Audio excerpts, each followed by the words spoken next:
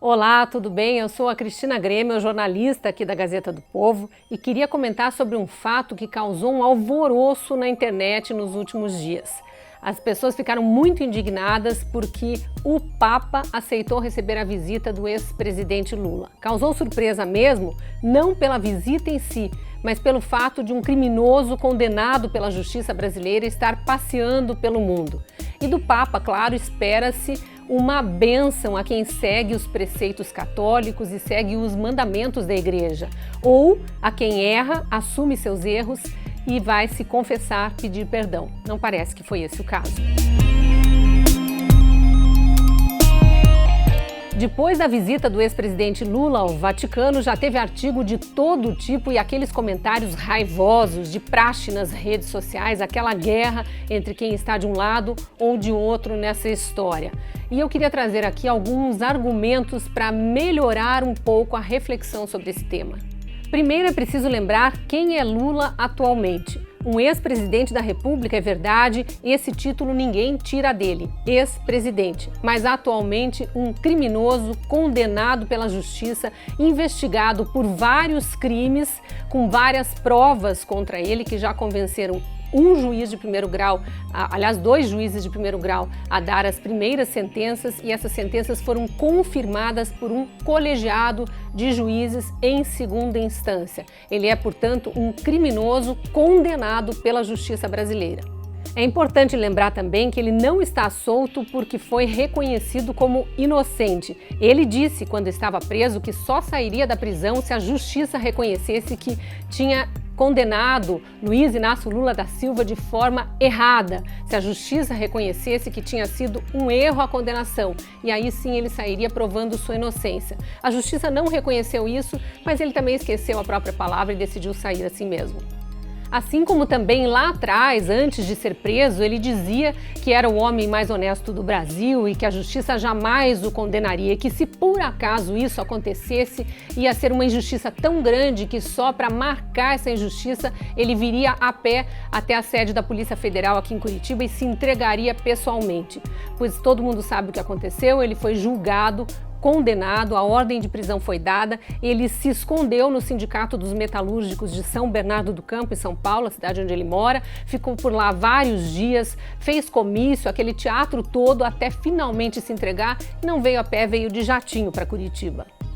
E aí vamos lembrar de novo por que ele está solto. Não porque foi considerado inocente, mas graças àquela decisão bem questionável do Supremo Tribunal Federal, o STF, de que presos condenados em segunda instância deveriam ser libertados porque o caso ainda não transitou em julgado. O que quer dizer isso? A decisão de um juiz que analisou todas as provas levantadas pela polícia e pelo Ministério Público de condenar uma pessoa não é suficiente, e nem mesmo a análise da decisão feita por esse juiz por um colegiado de juízes no Tribunal Superior, nem mesmo uma segunda instância confirmando a condenação é suficiente para dizer que alguém é criminoso no Brasil. A gente sabe o que aconteceu, não foi só o ex-presidente Lula, mas vários criminosos, inclusive perigosos, traficantes, homicidas, foram colocados nas ruas por conta dessa decisão do STF. E foi por isso que Lula saiu da cadeia na sequência da decisão do STF em novembro de 2019. Quanto ao Papa Francisco, ele aceitou receber o ex-presidente brasileiro condenado pela justiça a pedido de um amigo em comum, o atual presidente da Argentina, Alberto Fernandes, que é inclusive conterrâneo do Papa Francisco. Alberto Fernandes esteve no Vaticano 2 semanas antes, fez esse pedido ao Papa. O Papa aceitou receber Lula por conta desse pedido. Eu não vou nem analisar as supostas tendências esquerdistas do Papa Francisco, que já recebeu inclusive ditadores e já abençoou outros criminosos, porque essa é uma decisão dele, estar no papel de líder de uma igreja que tem milhões de seguidores, dar bênçãos e perdoar quem quer que queira receber bênçãos e ser perdoado. Papas são assim. O Papa João Paulo II, quem não se lembra, perdoou o homem que atirou contra ele, quase o matou. Esse homem estava condenado à prisão perpétua na Itália. O Papa, inclusive, pediu à justiça italiana que revisse a condenação. Ele ficou preso 19 anos e acabou sendo libertado. Antes disso, João Paulo II visitou o atirador na cadeia e falou que o perdoava por esse ato de ter atirado contra o representante maior de uma igreja, como eu disse, com milhões de seguidores no mundo. Então vamos pensar que o Papa Francisco aceitou receber o ex-presidente brasileiro condenado pela justiça por crimes de corrupção e lavagem de dinheiro porque acreditou que ele viesse em busca de perdão e de algum aconselhamento e queria ele, o Papa, espalhar consciência para mais este fiel. O problema foi o que aconteceu de fato lá entre as quatro paredes da Sala do Vaticano, onde Lula foi recebido pelo Papa e que até agora ninguém sabe dizer exatamente o que foi. O PT se apressou em divulgar, eu vou ler aqui, o que eles teriam discutido. Seria situação da Amazônia e o clima político na América do Sul.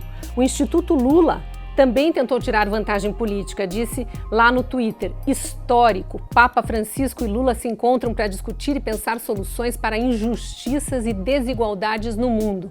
É claro que petistas como Dilma Rousseff, Gleisi Hoffmann e vários outros, alguns ainda com cargo público, se apressaram também em divulgar essas narrativas, dando a entender que o Papa tinha convocado a reunião e que sim, os dois estavam em pé de igualdade, discutindo questões muito mais profundas do que a própria situação do Lula ou uma confissão dele como criminoso arrependido.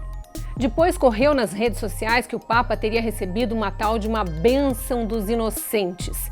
E aí o Vaticano precisou se posicionar. Os sites pró-Lula diziam isso, a bênção seria dada apenas a alguém culpado por algo que não cometeu. O Vaticano, em nota, disse que essa bênção não existe, bênção dos inocentes a criminosos injustamente apontados como criminosos, né, pessoas inocentes acusadas de serem criminosas, não existe essa bênção. O Vaticano também esclareceu que a visita de Lula não constava da agenda oficial, que ele foi recebido na casa do Papa, na área residencial do Vaticano, onde o Papa mora. Ou seja, de forma indireta, o Vaticano minimizou essa visita que para o PT, o Instituto Lula e todos os petistas aí de renome tinha sido engrandecida como se fosse um grande momento de discussão de assuntos que interessam ao mundo inteiro por duas personalidades respeitadas no mundo inteiro, o que não é o caso. De tudo isso, podemos concluir que a Igreja Católica, o Vaticano, o Papa Francisco poderiam ser mais cuidadosos com as confusões em que se metem e os recados confusos que passam aos seus milhões de fiéis pelo mundo. Já em relação ao ex-presidente Lula, continua sendo o ex-presidente Lula, falando o que quer e sendo seguido por quem quer acreditar no que ele diz.